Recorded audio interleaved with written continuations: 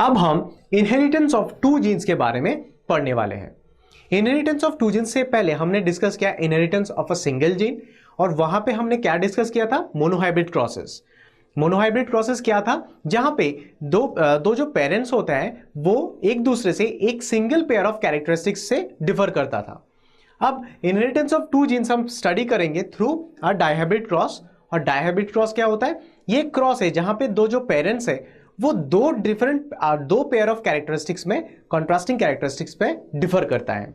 सो Mendel ने बहुत सारे ऐसे डायहाइब्रिड क्रॉसेस किए डिफरेंट कैरेक्टरिस्टिक्स लेके पी प्लांट में, और उनको F2 जनरेशन पे जो रिजल्ट्स मिला था वो सिमिलर था। अब हम डायहाइब्रिड क्रॉसेस देखेंगे और कैसे दो जीन एक साथ इनहेरिट हो सकता है, इस प्रोसेस को थ्रू एक्सपेरिमेंट्स देखने वाले हैं। इनहेरिटेंस ऑफ टू जीन स्टडी करने के लिए मेंडल ने फर्स्ट स्टेप जो परफॉर्म किया था वो है रेजिंग ऑफ प्योर लाइंस। हमने पहले भी डिस्कस किया कि मोनोहाइब्रिड क्रॉसेस में भी उन्होंने फर्स्ट स्टेप जो परफॉर्म किया था वो है raising of pure lines. So since ये वाले जो है वो है डायहाइब्रिड क्रॉस, अब मेंडल ने दो pair of contrasting characteristics parents में सिलेक्ट किए। वो पेयर्स क्या है? येलो एंड राउंड सीड्स, और उसका कंट्रास्टिंग पार्ट था ग्रीन एंड रिंकल सीड्स। इनको जीनोटिपिकली कैसे रिप्रेजेंट कर सकते हैं? कैपिटल वाई कैपिटल आर, और उसका कंट्रास्टिंग पार्ट है small y and small r. तो इधर देख के समझ में आ रहा है कि capital y and capital r ये डोमिनेटिंग पार्ट है। अब ये पेयर ऑफ कैरेक्टरिस्टिक्स को लेके इन्होंने इन दोनों पेरेंट्स को मेंडल ने काफी जनरेशंस तक सेल्फ पॉलिनेशन या तो सेल्फ फर्टिलाइजेशन करवाए, और जिसके वजह से उन्हें प्योर लाइंस मिल गए। इन्हीं प्योर लाइंस लेके उन्होंने फादर अपने एक्सपेरिमेंट्स को आगे बढ़ाए, यानी कि F1 जनरेशन रेज किए, इसके बाद F2 जनरेशन रेज किए ताकि वो रिजल्ट्स को स्टडी कर पाए। प्योर लाइंस मिलने के बाद जो एक्सपेरिमेंटल प्रोसेस का नेक्स्ट स्टेप होता है वो है रेजिंग ऑफ F1 जनरेशन। हमने पहले भी मोनोहाइब्रिड प्रोसेस में भी डिस्कस किए थे कि हम F1 जनरेशन रेज करते हैं प्योर लाइंस के बाद। अब डाइहाइब्रिड के केस में कैसे डिफरेंट होता है वो हम देखते हैं। अब जो पेरेंट्स हमने यूज किया है वो है येलो राउंड, और उसके जीनोटाइप है कैपिटल वाई कैपिटल आर, और द सेकेंड कंट्रास्टिंग टाइप जो था वो है ग्रीन रिंकल, और उसका जीनोटाइप था स्मॉल वाई स्मॉल आर। अब इन दोनों पेरेंट्स से गैमेट्स कौन से टाइप्स बन सकते हैं? हाँ, इससे सिंगल एक ही टाइप ऑफ गैमेट बन सकता है कैपिटल वाई कैपिटल आर, और इससे बन सकता है अगेन एक single type small y small r. अब इसको अगर हम एक पुनेट स्क्वायर से सॉल्व करने की कोशिश करते हैं तो हमें जीनोटाइप जो मिलेगा वो है capital y capital r small r, और जो फिनोटाइप मिलेगा वो है येलो राउंड। अब इस प्रॉब्लम को हमने सॉल्व किया और हमारे पास F1 जनरेशन मिल गया। F1 जनरेशन के बाद हम जो प्रोसीड करते हैं वो है टू रेज F2 जनरेशन। अब मैं रिक्वेस्ट करता हूं कि आप वीडियो पॉज करके F2 जनरेशन बनाने की कोशिश कीजिए थ्रू अ पुनेट स्क्वायर। एक छोटा सा हिंट ये है कि इस प्रॉब्लम को सॉल्व करने के लिए जो पुनेट स्क्वायर आप यूज करोगे उस पुनेट स्क्वायर में 16 सेल्ड एक स्क्वायर बनेगा। सो वीडियो पॉज कीजिए और इस प्रॉब्लम को सॉल्व करने की कोशिश कीजिए।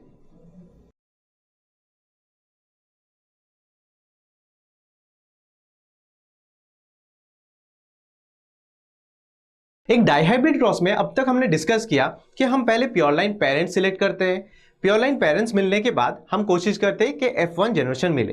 अब F1 जनरेशन में एक डाइहाइब्रिड क्रॉस में हमें क्या मिला था? हमें एक फिनोटाइप मिला था जो है येलो राउंड सीड्स, और इनका जीनोटाइप क्या था? जीनोटाइप था capital y capital r small r. अगर हम अब याद करने की कोशिश करते हैं, रिकॉल करते हैं कि मोनोहाइब्रिड क्रॉस में हमने क्या किया था, F1 जनरेशन जब हमें मिले थे उसके बाद हमारा एम था F2 जनरेशन बनाना। अब उसके लिए हमें गैमेट फॉर्मेशन करना था। अब इस डायहाइब्रिड क्रॉस में भी हम गैमेट फॉर्मेशन देखेंगे, वो कैसे।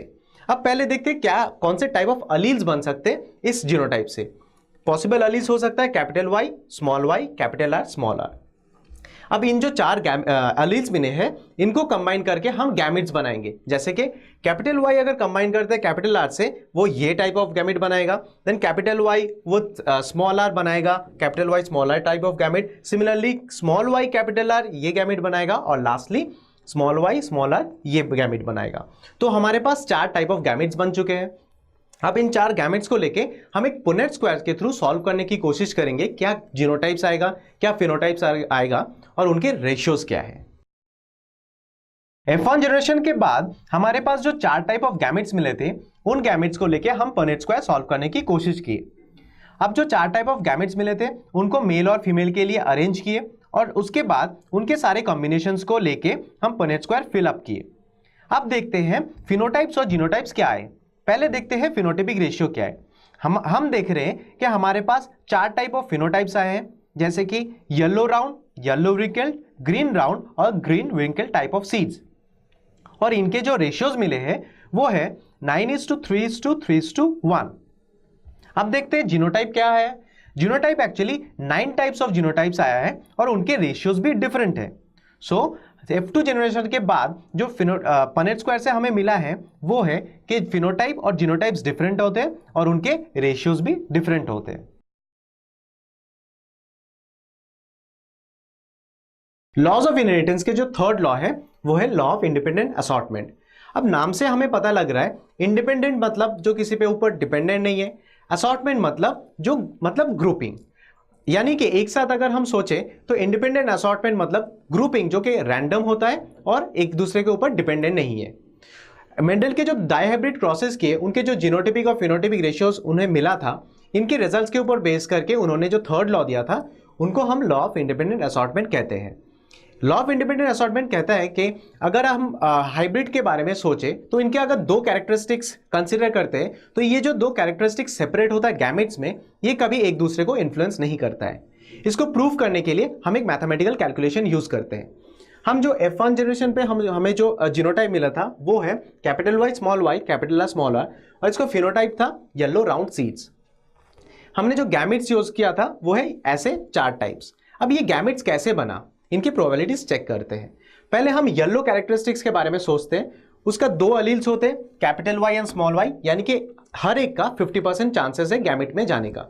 अगर हम राउंड के बारे में सोचें, इनका भी 2 अलील्स हो सकता है, capital R and small r, यानी कि इनका भी 50% चांसेस होता है ईच ऑफ देम के गैमेट में पास ऑन है। अब गैमेट जब बनता है तो येलो और राउंड इन दोनों कैरेक्टरिस्टिक्स को पास ऑन होना चाहिए।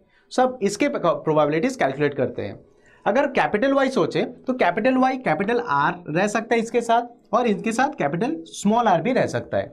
इनका दोनों का ही 50% चांसेस होता है। अगर स्मॉल y कंसीडर करते हैं, ये भी कैपिटल R ले सकता है और स्मॉल r ले सकता है, यानी कि हमारे पास 4 गैमेट्स आ गए तो हर एक के 25% चांसेस होते हैं ताकि वो गैमेट्स में पहुंचे।